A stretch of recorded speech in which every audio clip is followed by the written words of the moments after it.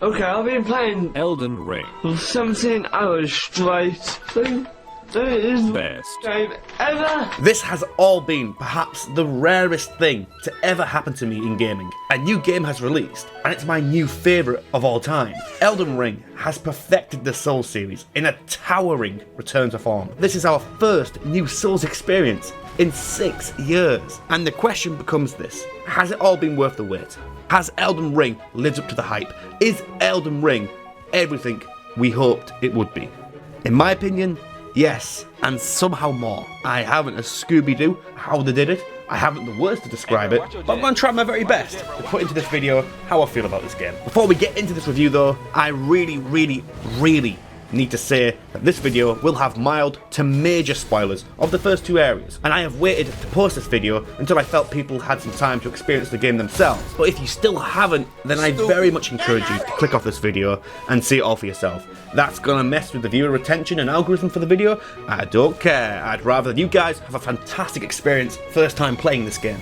But I'll tell you something you can't skip. Sponsored content, sponsorinoed by Skillshare Arena. Oh, well here I am in the lands between and it's blooming awful. I just want a burger. Rubbling. Hello. How do I make a burger? They don't have burgers here, you absolute donut. I can't believe what I've just heard. This is the worst game ever. If only there was a way to teach these people a particular set of skills.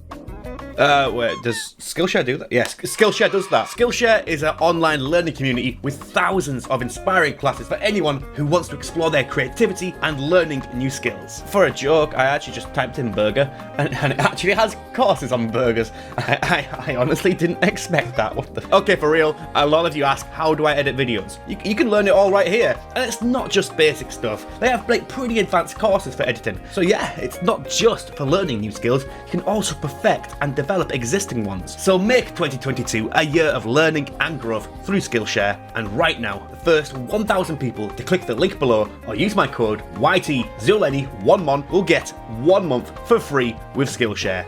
Thanks again Skillshare for sponsoring this video.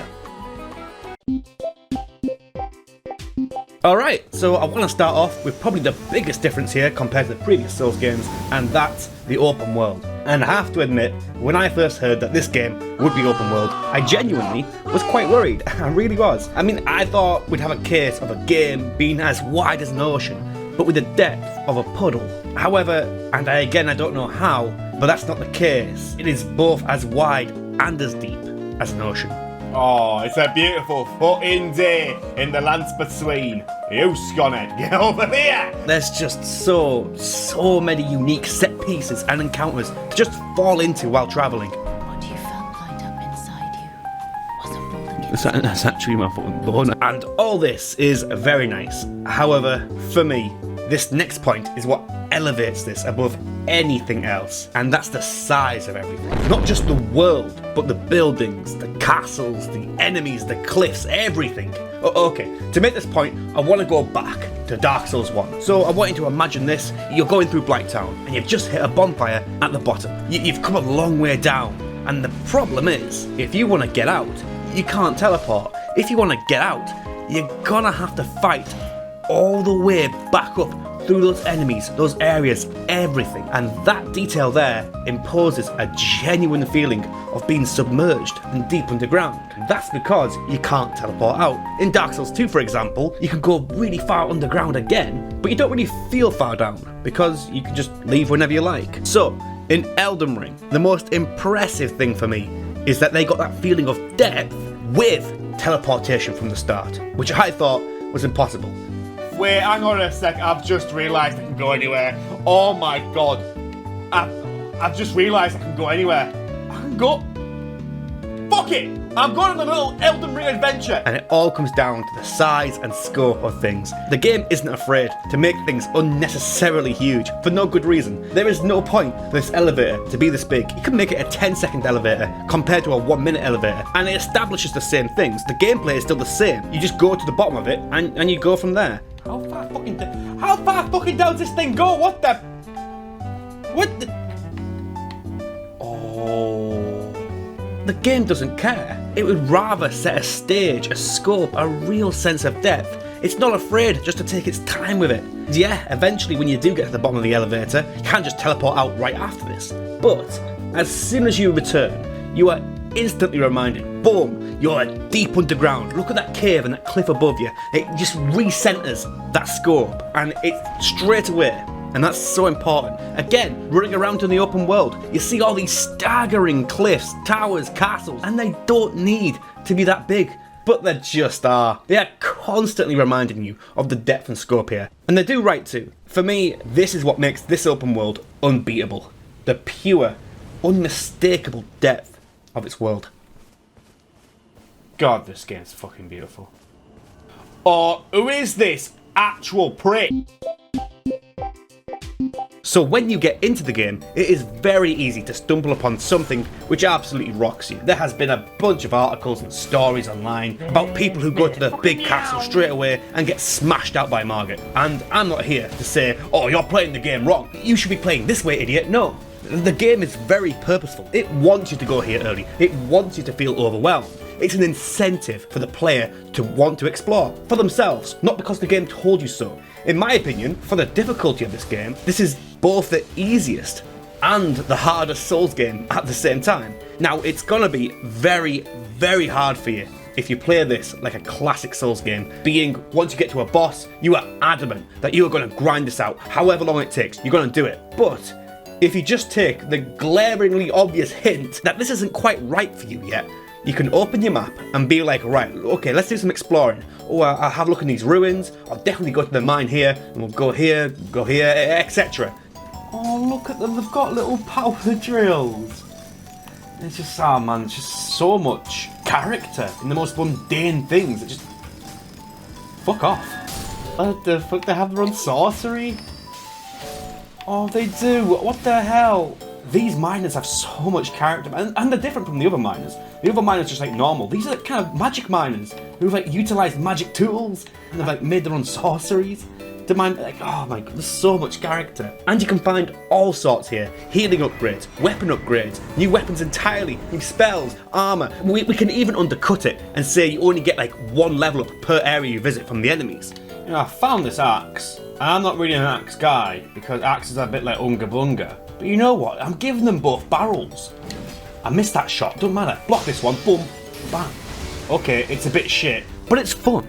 So now, after doing all the exploring, you're like, well, what should I do now? But wait, maybe I can go back and have another go at the boss. And with 1 or 2 healing upgrades, an upgraded weapon, a new weapon, armor, spells, and another 5 levels into whatever, you've probably made the fight quite a lot easier. And for me, this is perfect difficulty. You can attempt to grind it out as soon as you get there, like some classic Souls games, or do some exploring and come back. As I said, you can even take it another step and you can just go crazy exploring, finding everything you possibly can, and then returning and making the boss an absolute joke.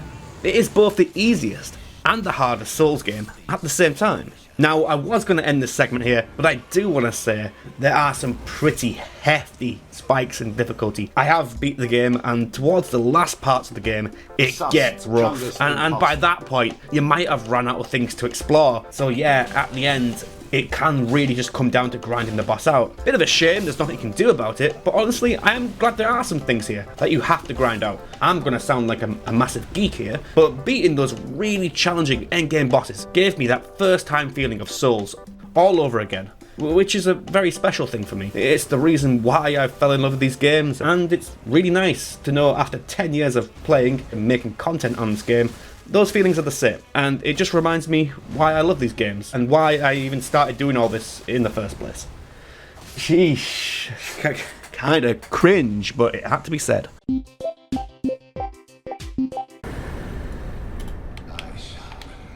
Foul tarnished, to stand in the flames flickering of the Elden Ring's flames shattered upon the flame of mankind's tarnished sorry curse. Thine you'd never understand the erdtrees or the 2 fingers' curse upon the cursed tarn. Combat-wise, this is pretty much a Dark Souls game, right down to the bones, but with a few extra twists. With the free jump, we now have access to 2 new jumping attacks, and personally, I found these really comfortable and found myself just weaving them into my combos quite naturally. We also have a personal favourite of mine, the shield counter. A normal block can now result in a guard counter, which I think is a fantastic idea. In my Dark Souls 2 review, I went over the whole block versus roll thing as a defensive option, but now, with the block counter, blocking has gotten a pretty serious buff. I mean, it's really strong, and on top of that, it's just incredibly fun to use. It's kind of like a mini parry that you don't have to time. Now, what's important is that these two moves I just mentioned are also amazing for building up another new addition, a posture break. All enemies now have posture, which can be broken over time in combat by pretty much any move. If you rely on just light attacks, you might not see too many. However, if you choose to throw in some heavy attacks, heavy jump attacks, and especially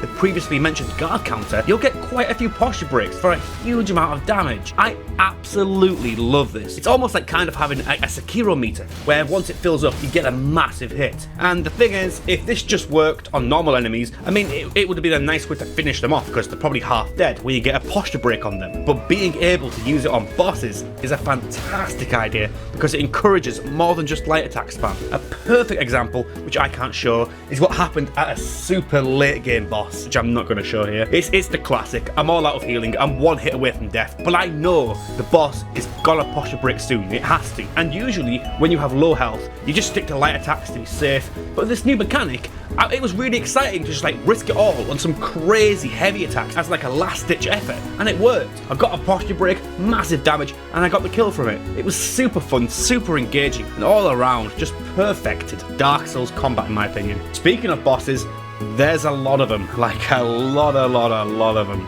and they're fantastic. These are some of the best movesets, the best designs. I don't want to show them, of course, because of more spoilers and stuff, but you can be very well sure that these are prime FromSoft bosses, and it clearly shows. Oh my effing lord! You know, I just let myself get killed, just because I wanted to see that. However, and this is a big however, this is my only slight complaint about the game. Again, in the late game, as I said, there's a pretty abrupt spike in difficulty. And I said that later on, some bosses you do just kind of have to grind. And the difference is here, I'm happy to grind at new bosses, because it's fun to learn and interact with things you've never seen before. The people who have got far enough will know exactly what I'm talking about, but later on, one of the big roadblocks which a lot of people come across is a 2-on-1 boss fight when the two bosses are just reused bosses from before, with just more health, slapped together in the same room. I looked around and yeah, people hated this one. I don't really mind reusing bosses in the open world, but mandatory story bosses all deserve to be uniques. I guess this is the only boss I didn't really enjoy. I know it's just one boss, but hey, one boss out of 87 bosses isn't a bad record. What's your name? My name is Jeff. Hello? Is anybody there? Someone who might be interested in rescuing the great Kenneth Height? Asked. Which is tarnished. I am Kenneth Height, and I have seen quite enough. You know, going back over this little review thing, I didn't really mention anything which a lot of you guys probably already knew. Part reason is that I kind of wanted to keep this spoiler free, but also that's what makes this game so amazing. Its ability to master and perfect its face value attributes. I didn't even go into a bunch of other new things like the power stance combat, the NPCs, the art style of the world. I probably should have gone into those other things in interests of making this a more well-rounded review, but that's not the point. I actually did want to go over the points which everyone already knew. I'm going to say it for the 50th time, you've probably heard this. The world is really good. And you might be saying, well, what's the point of reviewing that? Everyone knows that. Because how many times have you heard that an open world game is really big? Hundreds. How many times have you heard that a Souls game is really hard? Thousands. It needs to be stressed here. It has been done really well. Perfected, in fact. One more time. And I'll repeat it as many times as it takes. This is a hugely, insanely crammed and perfected game. I know everyone said it, but it just needs to be said just in case people are so used to hearing it, they don't really take the meaning of those words literally. You have to understand, this is the real deal. Elden Ring has perfected the Souls series.